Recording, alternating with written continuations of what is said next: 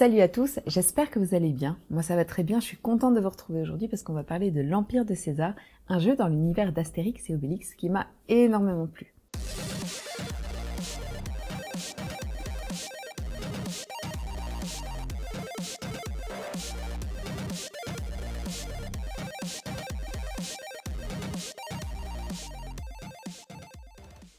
Dans l'Empire de César, vous jouez un important personnage romain et vous avez été mandaté par César lui-même afin d'envoyer vos troupes pour conquérir l'entièreté de l'Empire au nom de la plus grande gloire de Rome.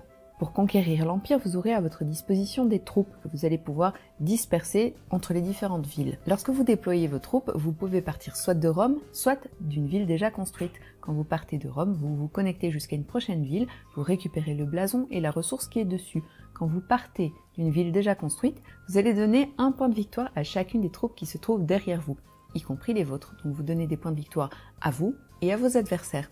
C'est toujours un petit choix assez intéressant. Quand vous arrivez donc sur une nouvelle ville, vous prenez le blason.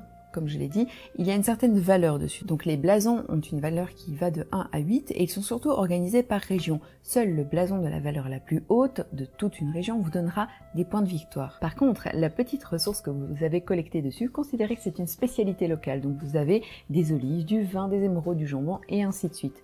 Vous gagnez des points de victoire à la fin de la partie grâce à ces ressources. Donc avec une collection la plus diverse possible, on va essayer de marquer un maximum de points de victoire, mais on peut également en gagner quand on se spécialise dans une ressource d'un type ou un autre, voire même plusieurs, c'est possible.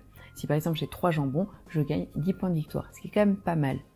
Parfois, on ne trouve pas de ressources, on trouve de l'or. Et là, ça devient très intéressant parce que je vais donner 2 points de victoire à toutes les troupes qui sont derrière moi. Et là, ça devient un petit peu plus tricky parce que c'est vraiment un beau cadeau si je donne de l'or à des troupes qui ne sont pas les miennes. Les tours vont se succéder où les joueurs auront l'occasion de déployer des troupes pour conquérir des villes et gagner la ressource correspondante.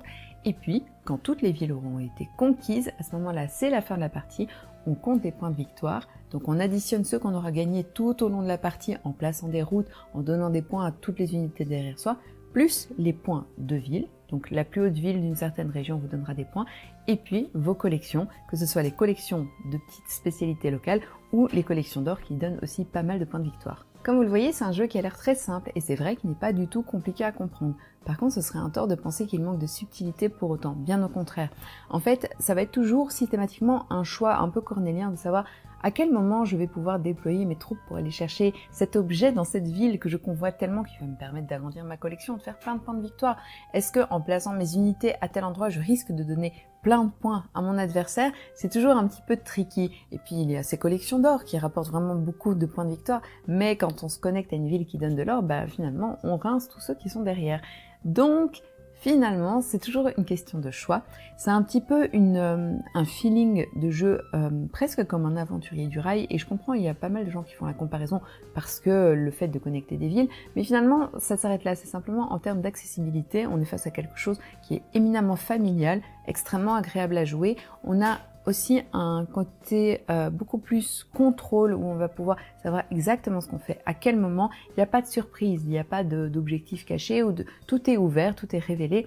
Donc c'est vraiment un jeu de conquête mais archi simplifié pour toute la famille. Au niveau de l'habillage, c'est un thème qui est très bien rendu. On est content de jouer dans les belles illustrations de l'univers d'Astérix et Obélix, même si on joue les Romains dans l'Empire de César, ça reste quand même toujours éminemment humoristique avec les différentes illustrations à la fois des plateaux, à la fois des petits villages qu'on va pouvoir conquérir. Donc c'est vraiment une très belle réussite tant en termes de design graphique que de création de mécanique de jeu. C'est vraiment extrêmement agréable et moi je le recommanderais sans hésiter à toutes les familles. L'Empire de César, c'est donc un jeu pour 2 à 5 joueurs à partir de 10 ans pour des durées de partie entre 30 et 60 minutes avec un plateau réversible en fonction que vous jouiez à 2, 3 ou 4, 5 joueurs. Il y a un peu moins de villes, un peu moins de ressources quand on est moins de joueurs. C'est un jeu qui a été créé par Mathieu Poddevin, qui a été illustré par Alexandre Bonvalot et Joël Drance, édité par Holy Grail Games et Synapse Games, et il est disponible depuis quelques jours déjà dans toutes vos boutiques préférées. Et voilà, moi j'ai terminé pour aujourd'hui. J'espère que cette vidéo vous a plu. Si c'est le cas, n'hésitez pas comme d'habitude à commenter, liker, partager, vous abonner.